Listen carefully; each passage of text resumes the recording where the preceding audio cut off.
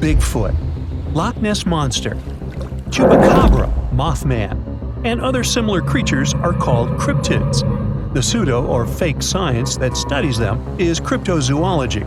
But every year, real science refutes the existence of these beasts. So let's find out how some cryptid myths have been debunked. Let's start with one of the most famous cryptids, Yeti and Bigfoot. These two creatures are almost the same, but legends about them appeared in different parts of the world. Yeti is a big guy with white fur. Stories about it appeared in Nepal several hundred years ago.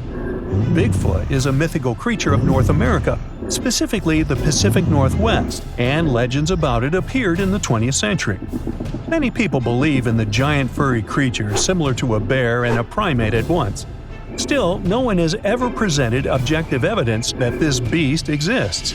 You can find many photos of footprints that allegedly belong to Bigfoot or Yeti, but most are hoaxes.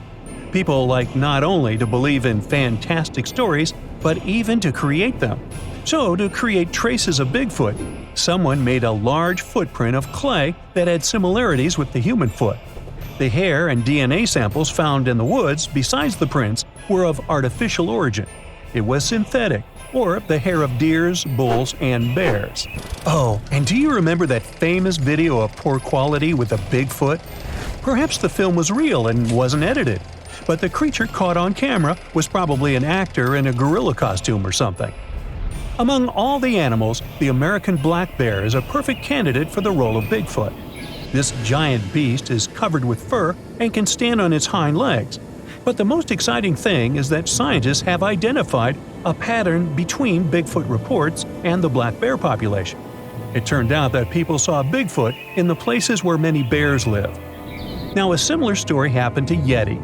A group of scientists studied DNA hair samples that, as people said, belonged to the Yeti. They discovered that all these samples belong to rare species of bears and even dogs. This study may disappoint the fans of the fantastic monster, but it pleased the scientists. They got the information that can give a more detailed idea of the bear's evolution. Still, I'm sure there will be more Bigfoot sightings yet again. Reports of the next fantastic monster appeared in 1987 in Puerto Rico.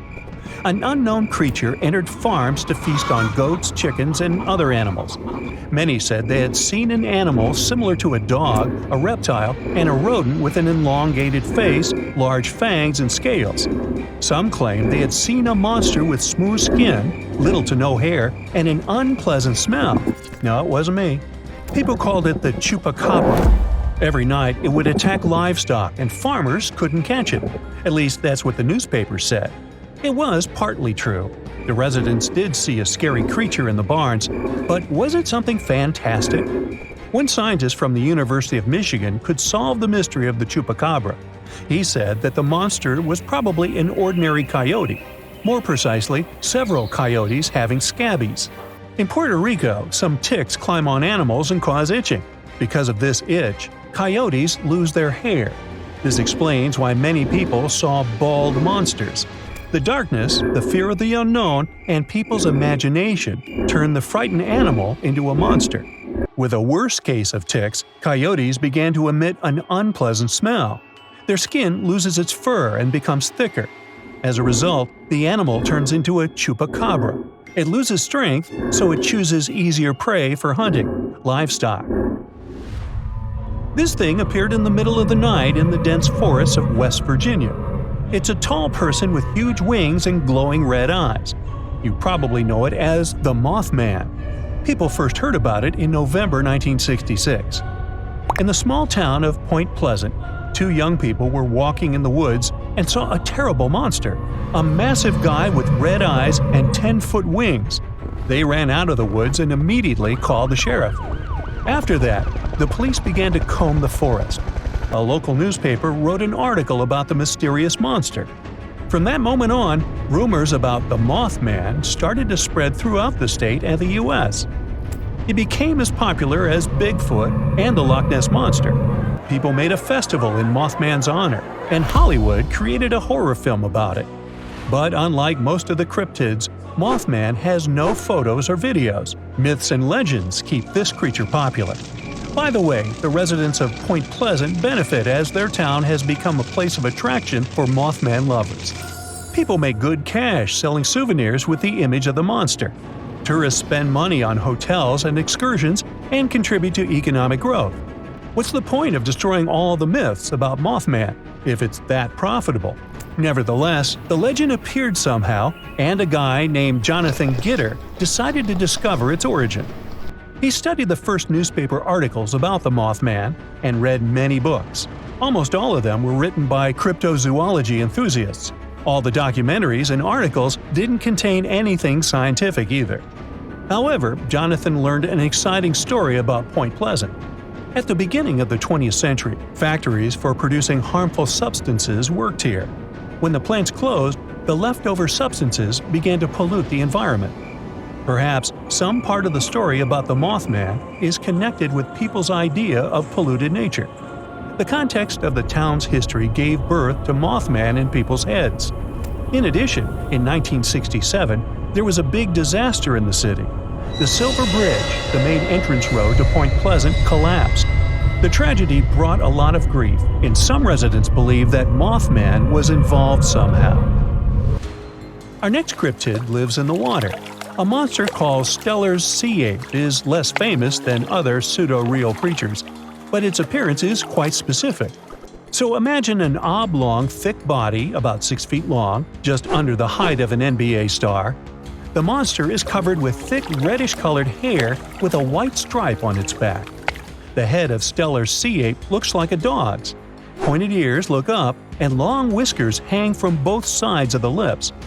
Stories about it appeared thanks to naturalist George Wilhelm Steller. According to his description, the ape resembled a walrus or seal, but pictures on the internet show something between a mermaid and a cat. A naturalist saw this creature during the Great Northern Expedition aboard the ship St. Peter in the 1740s. On this maritime expedition, he met many animals, including the sea ape, and described them in his diary. He was a well-known naturalist, so many believed in the existence of this creature. Some believe that the naturalist described ocean seals. Others think that the sea ape was the captain of the St. Peter, Vitus Bering. Steller had a conflict with the captain, so he could jokingly describe him as the sea ape. According to some records, Vitus Bering had a long drooping mustache and a large belly. So, the most popular cryptid in the world has a chance to get out of the field of cryptozoology and get into real science. This is the Loch Ness Monster. It makes no sense now to try and tell truth from fiction among thousands of records and messages about it. But hey, let's look at a recent scientific study. According to rumors and guesses, Nessie is a descendant of an ancient marine dinosaur, a plesiosaur. But this theory was quickly refuted because plesiosaurs lived only in saltwater. However, a group of paleontologists discovered fossils of this reptile in a 100-million-year-old river system. And this system was freshwater. That means that plesiosaurs could have lived in the giant lake Loch Ness. Perhaps one of their descendants has been able to survive to this day. So go ahead, dip your toe in the water. That's it for today. So hey, if you pacified your curiosity, then give the video a like and share it with your friends. Or if you want more, just click on these videos and stay on the bright side.